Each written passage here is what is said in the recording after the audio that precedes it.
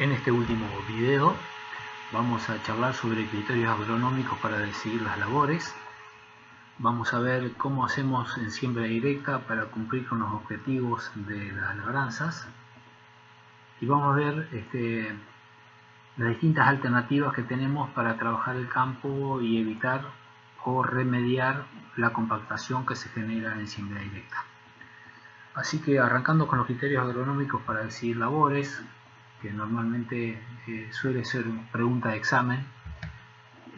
Esto va a depender lógicamente del objetivo que tenga el productor, y ahí uno se refiere fundamentalmente a que no es lo mismo un productor que esté trabajando en agricultura continua que un productor que realice, por ejemplo, una rotación de pasturas con agricultura.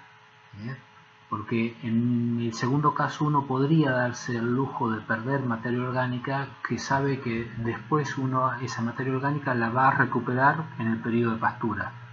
Ahora, si estoy en un sistema de laboreo continuo, de agricultura continua, no puedo darme el lujo de perder materia orgánica porque después esa materia orgánica no tengo ningún cultivo que me la va a recuperar.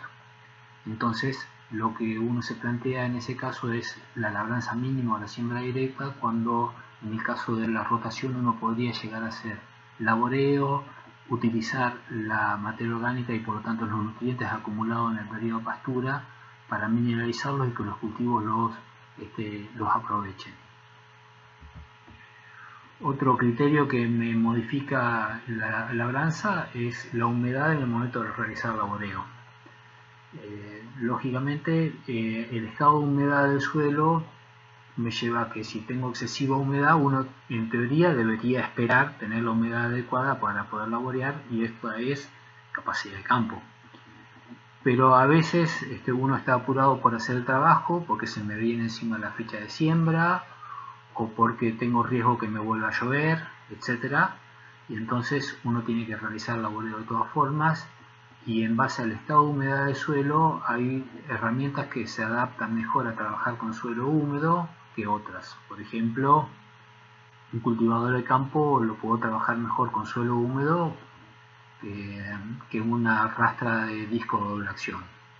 O si voy a hacer una labranza primaria, es mejor que el suelo esté en capacidad de campo hacia un poco seco cuando hago un cincel, que cuando trabajo con un arado, que lo ideal es que el suelo esté en capacidad de campo. También depende del cultivo a implantar, y fundamentalmente por dos cosas el cultivo a implantar. Estamos hablando de los criterios agronómicos para decir labores. En primer lugar, por el refinamiento. ¿Necesito el mismo refinamiento en marzo si voy a sembrar pastura versus sembrar avena? El tamaño de semilla de pastura es menor a 1 milímetro. Entonces, de una alfalfa, un trébol rojo, un trébol blanco, con mucho más razón.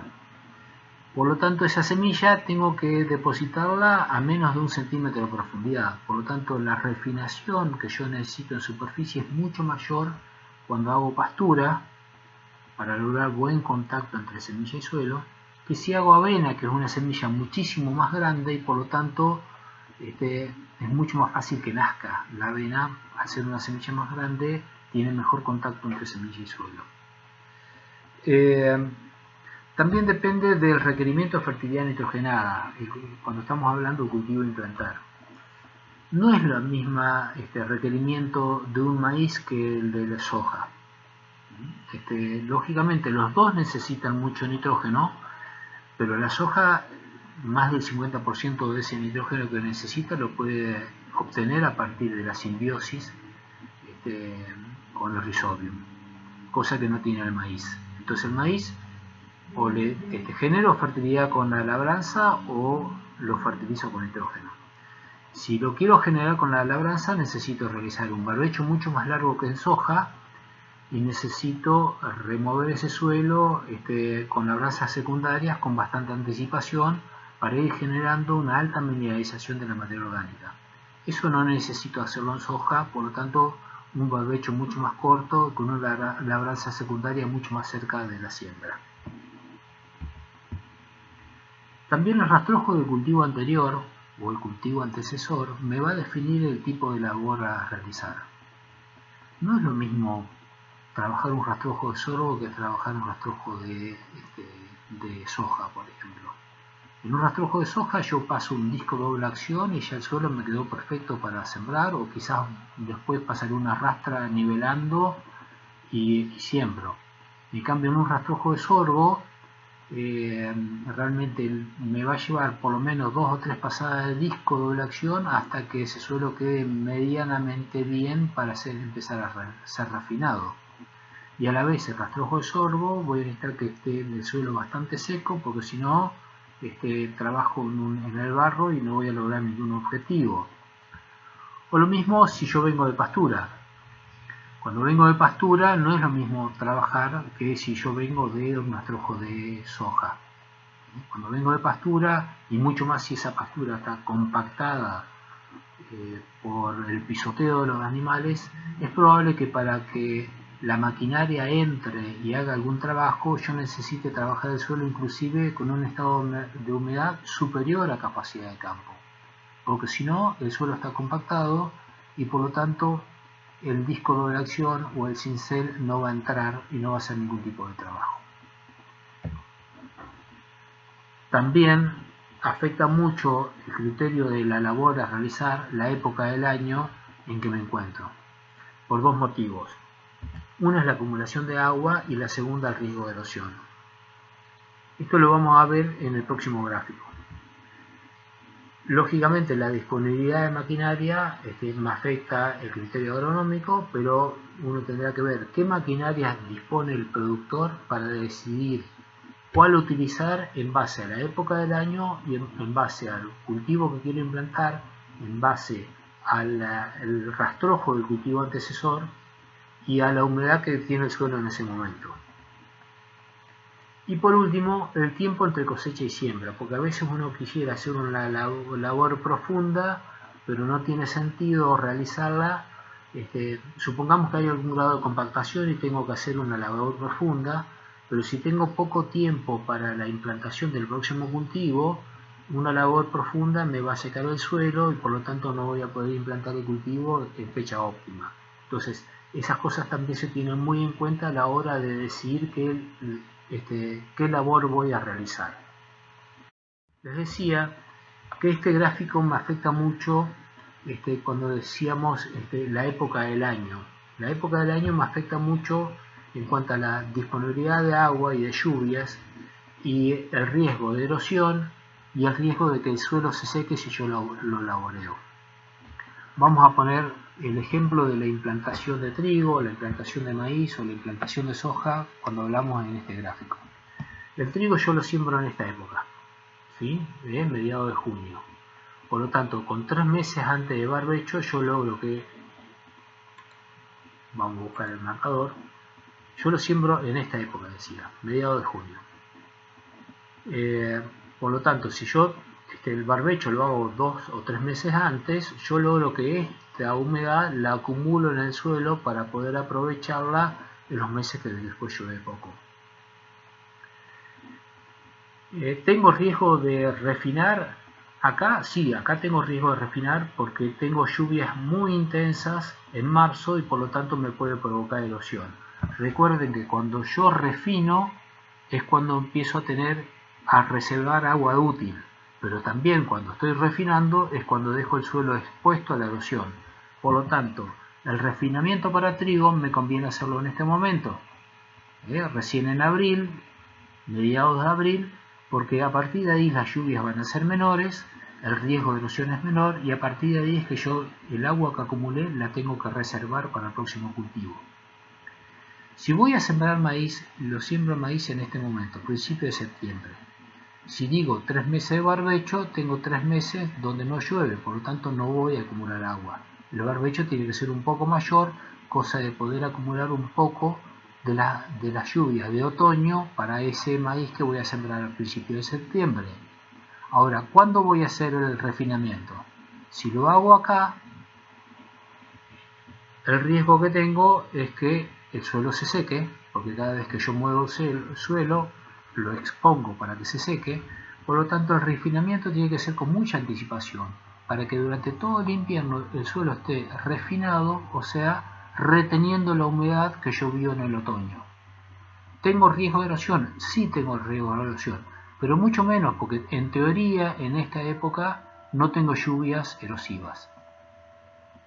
Ahora, si yo voy a sembrar maíz tardío a mediados de diciembre, ¿tiene sentido hacer un barbecho de 4 meses? No, no tiene sentido hacer un barbecho tan largo. ¿Para qué voy a laborear en agosto si yo acá no acumulo agua y tampoco voy a acumular muchos nutrientes porque las temperaturas para la mineralización son muy bajas? El barbecho puede ser más corto en este caso, supongamos de 2 meses. Entonces yo junto el agua que llueve en primavera, octubre y noviembre, para ese cultivo de maíz que voy a sembrar en diciembre. ¿El refinamiento lo hago 2 meses antes?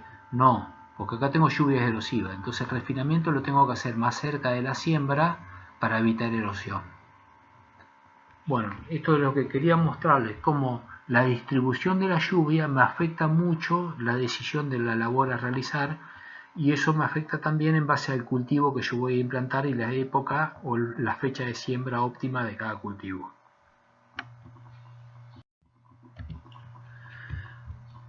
Repasemos, cuando hacemos labranza decíamos que el objetivo es crear condiciones óptimas para laborear, y ahora estoy pensando es cómo hago o cómo logro los objetivos de laboreo cuando hago siembra directa. Bueno, la condición óptima para la generación y crecimiento de las plantas solamente lo voy a lograr sembrando en un momento propicio en cuanto a la humedad del suelo, capacidad de campo, entre un 70% de agua útil. Ahí tengo buen contacto de semilla suelo y por lo tanto también buen crecimiento de las raicillas de la plántula. Movilizar nutrientes o generar mineralización de nutrientes para la siembra, para el cultivo que voy a sembrar como objetivo de labranza. Esto lógicamente siempre va a ser menor en siembra directa, por lo tanto para lograr esto cuando hago siembra directa la lógica es la fertilización nitrogenada. Este objetivo no cabe duda que en siembra directa lo logramos. Y fundamentalmente para esto lo que tenemos que ver es el barbecho químico. ¿Cuándo iniciamos el barbecho químico?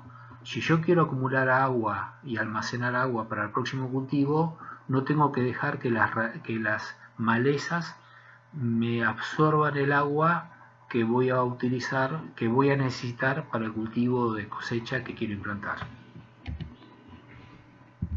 Bueno, en cuanto a los rastrojos, aquí no hay mucha discusión, los rastrojos van a quedar en superficie y justamente los quiero tener en superficie y mejor si quedan en pie en lugar de picados, porque en pie me va a permanecer en el suelo más tiempo porque no están en contacto con el suelo y por lo tanto la cobertura me va a durar más tiempo y eso es lo que me permite mejorar el balance de agua, disminuir la evaporación directa. El control de malezas, lógicamente lo hago con herbicidas y ahí es la importancia cuando trabajo en siembra directa también de la rotación de cultivos y la rotación de cultivos también me lleva a tener una rotación de principios activos y por lo tanto disminuir la posibilidad de que me vengan malezas resistentes. La rotura de piso arado es lo que vamos a charlar dentro de un rato. Que lo puedo hacer en forma mecánica, pero también lo puedo hacer en forma biológica. El control de insectos y enfermedades, esto en siembra directa, lógicamente la semilla viene curada para evitar los insectos del suelo, y en cuanto a las enfermedades, la siembra directa, por ahí tener mejor balance hídrico me podría llegar a predisponer a tener algún problema más de enfermedades foliares. Por lo tanto, aquí tenemos el manejo de fungicidas, pero también el manejo agronómico que pasa por la elección de variedades resistentes a enfermedades foliares y fundamental la rotación de cultivos para evitar que sembrar un cultivo que todavía tenga rastrojos de ese mismo cultivo sembrado anteriormente. Entonces, si hago una rotación bastante más larga, estoy evitando de que el cultivo entre en contacto con el rastrojo del mismo cultivo sembrado en forma anterior. Bueno, si hago abonos orgánicos, no tengo forma de incorporarlos, entonces tengo que pensar cualquier cosa en la aplicación del abono orgánico con bastante anticipación a la siembra, porque no lo puedo incorporar con ninguna herramienta. Y bueno, respecto a romper costas superficiales o modificar microrelieves, normalmente la maquinaria para sembrada en directa tiene sistemas de paralelogramos que permite copiar el terreno, pero no es bueno tener microrelieves. En siembra directa normalmente se producen porque el huellado de la maquinaria cuando cosecho, entonces elegir el buen momento para cosechar para evitar el huellado del campo. Y cualquier cosa vamos a ver qué tipo de presión y qué tipo de cubiertas son las mejores para la maquinaria agrícola para evitar la compactación.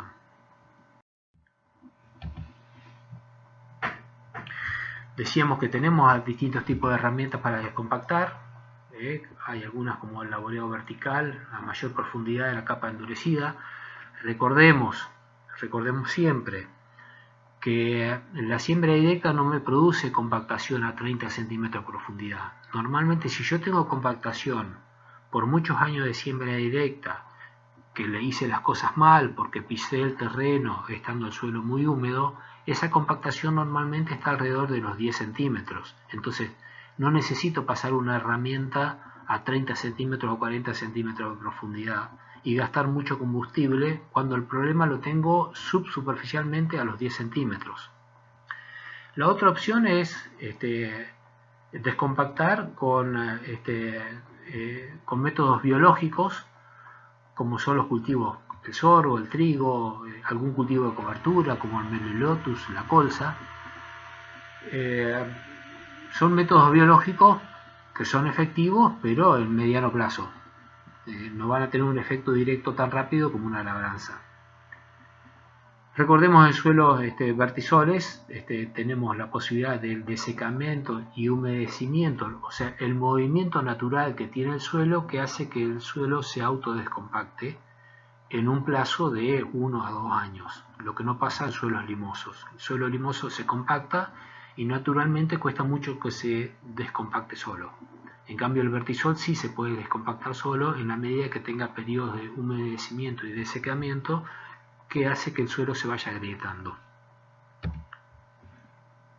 Para evitar la compactación, lógicamente, no pisar el lote con excesiva humedad, aumentar el tamaño de los neumáticos, o sea, aumentar la superficie de contacto, utilizar cubiertas radiales, utilizar menor presión en las cubiertas para distribuir mejor el peso de la maquinaria y ordenar el tránsito en el lote. Fundamentalmente aquí el trabajo que tiene que tener el maquinista que va acompañando a la cosechadora, o sea, el tractor con el auto descargable. Si el suelo está muy húmedo, descargar solamente en cabeceras. Si el suelo no está tan húmedo, de todas formas que el tractor no ande paseando por el campo permanentemente, sino que sepa calcular cuándo se llena la tolva de la cosechadora para estar esperando a la máquina en ese lugar y no ir acompañando permanentemente a la cosechadora. Y otra alternativa que hemos visto en algunos campos es que si el lote tiene algún sector dependiente y otro sector de bajos, separar esos dos sectores con una cabecera. Entonces, normalmente tengo buen piso para cosechar en la media loma y no tengo piso para cosechar en el bajo. Entonces lo que hago es cosechar esa cabecera que me separa los dos ambientes y arrancar cosechando la loma mientras espero que se seque el bajo y luego recién cosechar el bajo cuando se seca.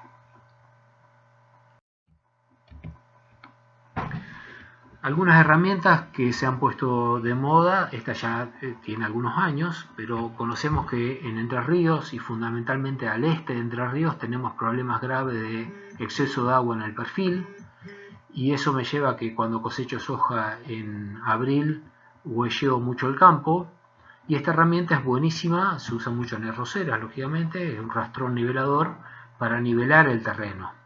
Claro, nivela el terreno muy bien. Ven acá las huellas, eso queda muy bien nivelado, pero no descompacta. Todo lo contrario, inclusive algo compacta. Nivela, pero no descompacta. Estos son los rolos, el rolo faca, un rolo para picado de rastrojo. Se utiliza para el picado de rastrojo y aumentar la descomposición, una descomposición más rápida de ese rastrojo. Algo trabaja también superficialmente el suelo, por lo tanto genera algo mayor de mineralización del suelo superficial. Y por lo tanto a veces el cultivo se implanta, logramos mejor contacto entre semilla y suelo cuando pasamos esta herramienta, pero hoy decía que si picamos el rastrojo y lo dejamos más en contacto con el suelo va a durar menos como cobertura. Aparte, el rastrojo cuando está en pie es más difícil que el agua se lo lleve, el escurrimiento se lo lleve, por lo tanto si pico el rastrojo y tengo problemas de escurrimiento y un campo sin terrazas, es probable que ese rastrojo se lave con el agua de escurrimiento. Esto es una foto de suelos vertisoles, pelubertas argidólicos, de cómo queda el suelo cuando cosecho en húmedo. Fíjense, coseché la soja con humedad y a mí me quedaron las huellas de la cosechadora y en ese lugar no logré implantar el trigo, por lo tanto hay un porcentaje importante del campo donde tengo un menor rendimiento del trigo. Como les decía, estos suelos tienen mucho movimiento, entonces se ve afectado, muy afectado el cultivo posterior al huellado, pero es probable que este huellado desaparezca un año después, fruto del movimiento que tiene ese suelo vertisol. Ahí vemos cómo es la distribución de la compactación del suelo en base a la humedad que hay. Si el suelo está bastante seco y seco, un poco húmedo, hay una compactación superficial, y esa compactación llega a mucho mayor profundidad cuando el suelo está húmedo. Ahí vemos el trabajo de un subsolador, un paratil, en siembra directa, en un campo que está en siembra directa continua y se le está pasando el paratil para descompactar. Estos suelos tienen compactación subsuperficial también de la época que tenían laboreo, por lo tanto entre 10 y 20 centímetros hay compactación y enseguida acompañado por un rolo que permite ya romper esos macros agregados que se van produciendo en superficie y dejar el suelo bastante refinado con bastante buena cobertura. Como verán aquí, de todas formas cambia mucho el estado de cobertura de un suelo sin rolo versus el suelo rolado. Perdón, más que rolo, esto donde se pasó el paratil. Estas otras herramientas descompactadoras, este es el Cultiví, también acompañado por rolo o por esta hilera de disco y posterior rolo para dejar el suelo refinado. La verdad que esta ya se usa poca, esta herramienta.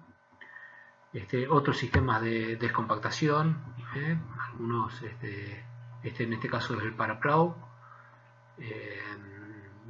También fueron muy utilizadas estas herramientas para descompactar lo que llamábamos piso varado. Los pisos varados se producían entre los 15 y 20 centímetros, entonces esto se pasaban a mucho mayor profundidad.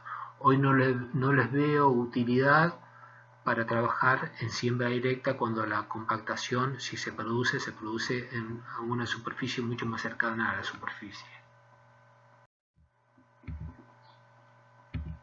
Ahí vemos el perfil cultural ideal y qué es lo que pasa con la estructura masiva que se produce, o la estructura laminar que se produce, ven, alrededor de entre los 8 y 10 centímetros en siembra directa. Ahí la pueden ver en los ensayos de INTA Paraná. Fundamentalmente se produce mucho esa estructura laminar cuando repetimos muchas veces soja sobre soja. Y ahí podemos ver en ese ensayo de distintas rotaciones que es lo que está sucediendo cuando hacemos monocultivo de soja, la gran proporción que hay de estructura laminar y masiva, inclusive, versus estructura en bloca y casi nada de estructura granular, o había estructura granular los primeros años y desapareció después de muchos años de monocultivo de soja. En cambio, cuando hacemos una rotación adecuada, por ejemplo trigo, soja, maíz continua, permanece o aumenta inclusive la estructura granular, y la estructura laminar realmente es muy poca y casi no existe estructura masiva, solamente quizás detrás de alguna huella. Bueno, repasando un poco qué hacemos con respecto a la compactación, tenemos dos alternativas. Una es la prevención de la compactación y la otra es la remediación. Respecto a la prevención de la compactación, y cuando laboreamos, mucho cuidado con la intensidad del tránsito, controlar el tránsito, el peso de la maquinaria, el número de pasadas, que el tolvero no ande paseando por el campo, y la utilización de neumáticos radiales y utilizar neumáticos con menor presión para que compacten menos.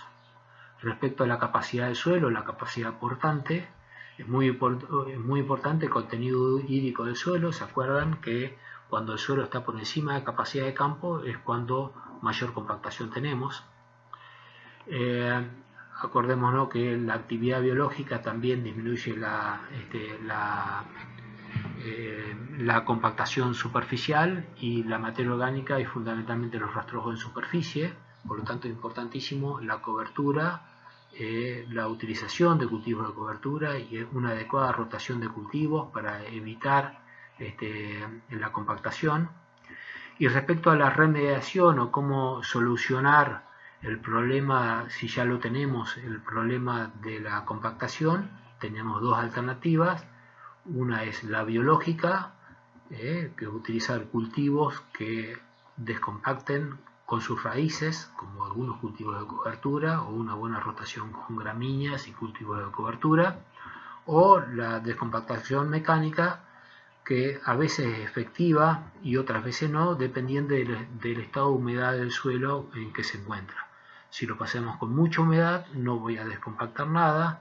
Si lo pasamos con suelo seco, sí voy a descompactar, pero tengo que tener la precaución de que después tener lluvias que me vuelvan a cargar el perfil, porque si no el cultivo va a rendir menos. Todo este gráfico es generado por Karina Álvarez de la UBA, así que se lo robé, pero me pareció muy interesante verlo. Ahí tenemos el efecto de las raíces de una avena como cultivo de cobertura en un suelo vertisol, realmente fantástico el efecto que hace. Aquí vemos la variación en el margen bruto de los cultivos en base a la metodología que se utilizó para evitar compactación o para remediar la compactación. Si remediamos utilizando, por ejemplo, alguna herramienta de compactación en todo el campo, es probable que tengamos algún efecto negativo sobre el margen bruto del cultivo. Va a ser positivo si solamente la remediación con una maquinaria lo hacemos solamente en las zonas compactadas. Y esto es descompactando todo con un arado de nuevo, o sea, laboreando, el efecto va a ser negativo. Y siempre el efecto va a ser positivo si en realidad, en lugar de tener que descompactar, evitamos la compactación previniéndola utilizando neumáticos con baja presión y a la vez cubiertas radiales. Tractor oruga, segunda alternativa, aumenta mucho la superficie de contacto, y fundamentalmente controlando el tránsito en la chacra. Respecto justamente del control del tránsito, este es un ensayo muy interesante porque compara la cosecha con el auto descargable, siguiendo continuamente la cosechadora. Entonces el auto descargable, aparte de pisar con la cosechadora, se va pisando con el auto descargable, como se ve en este caso. En el segundo caso, el caso 2, se deja una calle en el medio del campo y la cosechadora tiene que acercarse hasta esa calle para descargar la cosecha. Y en el tercer caso, solamente la cosechadora, estando parada, descarga en el auto descargable. La intensidad del tránsito, fíjense cómo cambia muchísimo en la tercera situación. El consumo de combustible es bastante menor, pero el tiempo operativo, lógicamente, aquí cosechan 6 hectáreas por hora, acá cosechan 5 hectáreas por hora, y eso es una pelea fundamentalmente si contratamos el servicio de cosecha. Ahora, ¿qué es lo que pasa después? Como yo en el tratamiento 1 y 2 hago mayor compactación, fíjense, el rendimiento de la soja al año siguiente, ¿qué es lo que pasa? Aquí tengo 2.500 kilos contra 3.400 porque el suelo no quedó compactado, o el rendimiento de maíz de 77 quintales contra 100 quintales en el tratamiento donde descargué la cosecha solamente en cabecera. Por lo tanto, si el contratista me cobra un poco más porque el tiempo operativo, decíamos, es el 20% menor, me sirve de todas formas económicamente que descargue solo en cabeceras, y no que el auto descargable siga detrás de la cosechadora permanentemente, fundamentalmente si el suelo está húmedo y por lo tanto está generando compactación. Como decíamos, las posibilidades de utilizar neumáticos más anchos, neumáticos radiales o esto ideal, orugas, para evitar la compactación del suelo. Y estos son otros ensayos de descompactación mecánica en distintas situaciones de la pampa ondulada y pampa arenosa, o sea, el oeste, provincia de Buenos Aires, donde hubo algunos efectos positivos en soja y algunos efectos positivos en maíz, pero también hubo algunos efectos negativos sobre el rendimiento de los cultivos. Cuando les decía, a veces logramos descompactar, pero el suelo se seca por esa descompactación, no tuve lluvia que me recompongan la cantidad de agua en el perfil y termina rindiendo menos el cultivo. Por eso hay que tener mucho cuidado en qué momento hacer la descompactación, buscando justamente que el suelo esté seco, pero que después se recomponga la humedad en el perfil. Ahí vemos ensayos de descompactación. Aquí vemos que el trabajo de la púa logró descompactar fundamentalmente por encima de la misma y a veces no logra buen efecto entre las dos púas. Aquí sí se logró, pero no acá. Acá hay un mejor efecto, fíjense, que en el caso anterior. Respecto a la descompactación mecánica, entonces, vamos a ir cerrando. Las condiciones del suelo y los aspectos operativos a tener en cuenta en la realización de las labores de descompactación son la humedad al momento de la labor, la dirección, la profundidad, el distanciamiento entre los órganos activos, la velocidad de trabajo, el ángulo de ataque del órgano activo de la herramienta, entre otros. La condición de humedad debe garantizar una consistencia friable del suelo, o sea, el suelo debe estar próximo a capacidad de campo, un poquito menos, para que se produzca el fisuramiento del suelo según los planos de debilidad natural con mínima desintegración de los agregados. ¿Sí? Si el suelo está por encima de capacidad de campo, no vamos a lograr ese efecto y vamos a lograr una raya solamente en profundidad y ningún efecto entre los dos órganos activos que tiene la herramienta. La dirección debe ser perpendicular a la pendiente del terreno, lógicamente, lo mismo si estuviéramos trabajando con cualquier otra herramienta, de modo que la rugosidad producida incremente los procesos de detención y retención superficial del agua. La profundidad debe abarcar el espesor de la capa compactada y junto con el distanciamiento entre órganos activos deben asegurar que todo el espesor endurecido sea fracturado. Como les decía, cuidado, si la compactación está a 10 centímetros no necesitamos trabajar a 40. Siguiendo con esto, la velocidad de trabajo y el ángulo de ataque deben ser regulados en función del implemento a utilizar, de manera que genere la menor alteración posible de la superficie con el mínimo enterramiento de rastrojos que hubiera sobre ella. Creo que les mostré algunas fotos de esto.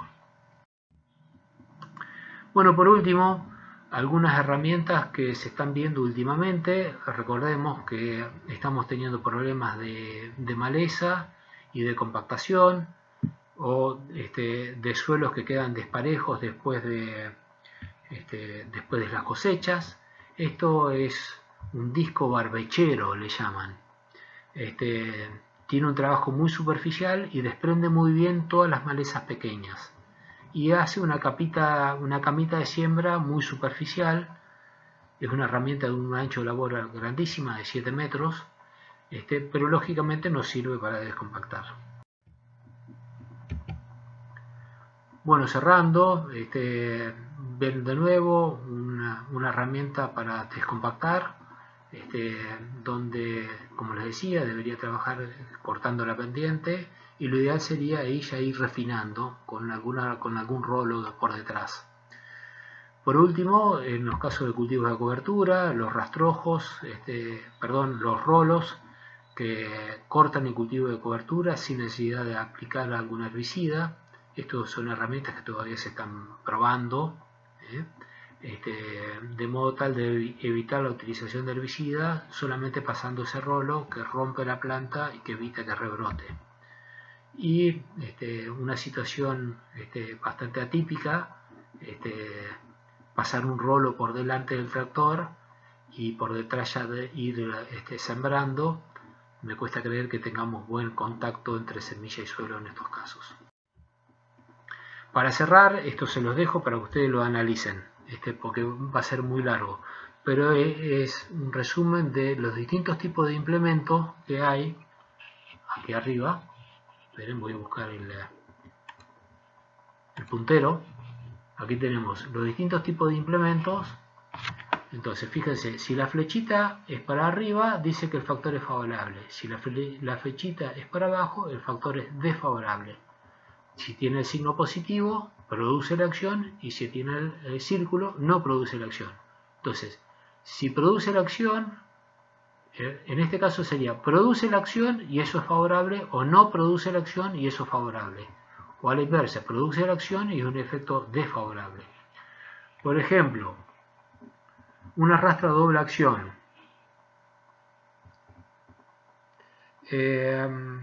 Y analizamos la susceptibilidad de atoramiento. Bueno, una rastra de diente es muy susceptible a atorarse, o sea que produce la acción, se atora, y eso es negativo.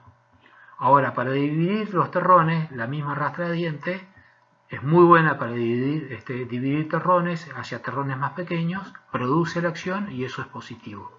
Bueno, se los dejo picando, ustedes analícenla con más tiempo para ver cuál es el efecto de cada una de las herramientas, si es positivo o negativo, si produce o no produce la acción, para distintos trabajos que uno puede llegar a hacer en el suelo.